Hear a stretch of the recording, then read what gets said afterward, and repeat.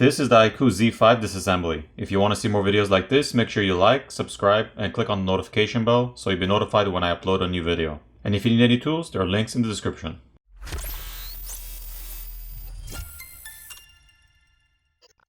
First, the SIM tray needs to be removed. Next, we need to apply heat to the backplate using a hairdryer or a heat gun to loosen up the adhesive underneath, and then we're going to use a plastic pry tool to pry the backplate off. Here's a look at the plastic backplate. Next, the camera lens cover has to be removed.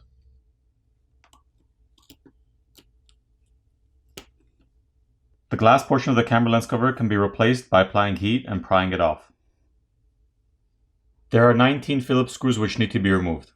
Once all the screws are removed, we're going to place a plastic pry tool in between the back housing and the frame of the screen and run it along the edges to pop off the catches.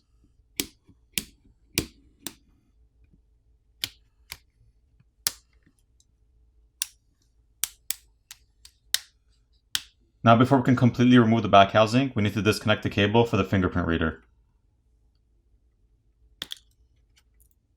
The back housing is also made of plastic. There are some antenna flex cables on this side of the back housing. There are more antenna flex cables on the other side. Now the top metal plate can be removed. The LED flash is located right here, and there's graphene film to help transfer heat. Now that we have access to the battery cable, we're going to disconnect that first. Once the battery cable is disconnected, we can proceed to disconnect the rest of the cables.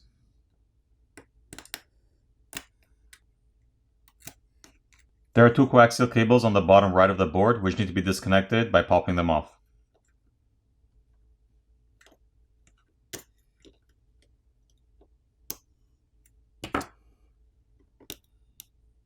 There's a graphene tape covering the connector for the front-facing camera which needs to be peeled off so we can disconnect that and remove it.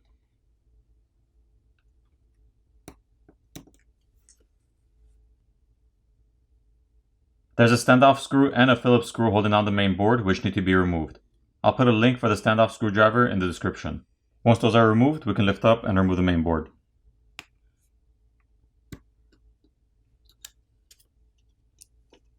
As far as the camera go, there's an 8 megapixel wide lens on top, the 64 megapixel main lens in the middle, and the 2 megapixel macro lens on the bottom. If you need to disconnect the camera cables, you can do that by just popping them off. There's a secondary microphone underneath the shield over here. Next to it is a liquid damage indicator, which is that white sticker. The headphone jack is located on top, and there's copper tape over the shield. There are also rubber gaskets around all the connectors. On the other side of the board, the proximity sensor is located on the top corner, and there's some more copper tape on the back shields and some thermal paste. Once the copper tape is peeled back, we can see more thermal paste on top of the processor and the chip over here.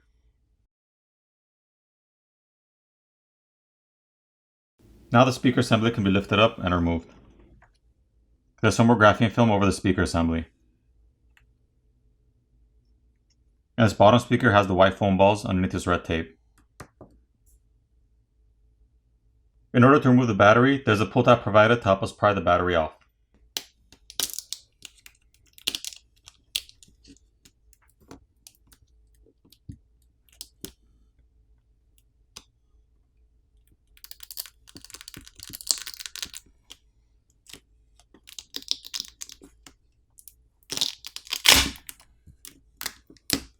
Here's a better look at the battery.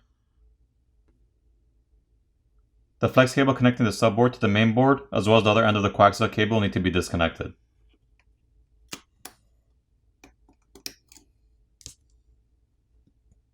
Now we can lift up and remove the subboard.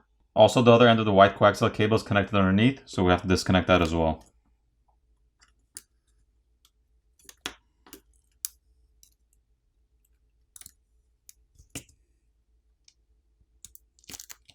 There's a rubber gasket around the charger port. There's another liquid damage indicator, which is this white sticker here. The primary microphone is located underneath the shield. And there's a rubber gasket around this connector. The SIM reader is located on the back. Once the adhesive tape for the battery is peeled back, we can see the flex cable for the screen, which is routed through this opening in the midframe. So if you needed to replace your screen, you'd have to remove the back plate, remove all the screws, and remove the back housing. Remove the metal plate on top and disconnect the battery cable as well as the screen cable. Remove the battery and peel back the battery adhesive tape. At that point, you have access to the screen cable, Then you need to heat up the front of the phone where the screen is so you can loosen up the adhesive underneath. Pry your old screen off, apply new adhesive and reapply your new screen, making sure you run the cable back through the opening over here in the mid frame, and reassemble your phone.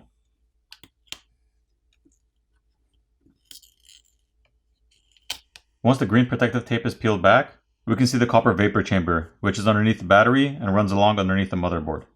Moving on, there's a mesh filter with rubber gasket over the speaker opening on the bottom, as well as the primary microphone opening. The vibrator motor is located right here and held down with some adhesive. The flex cable for the volume keys and power button is located here. If you need to replace that, you could just gently pry it off. And the earpiece speaker or top speaker is located here and it's held down with adhesive as well. So if you need to replace that, just apply some heat and pry it off. As far as repairability goes, I give this phone a 7.5 out of 10. Now it's time to put the phone back together.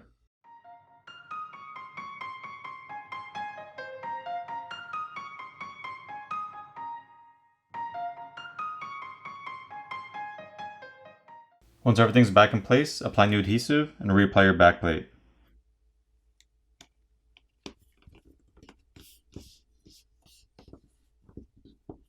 Flip over your phone, power it on, and you're done. Thanks for watching, and I'll see you in the next video.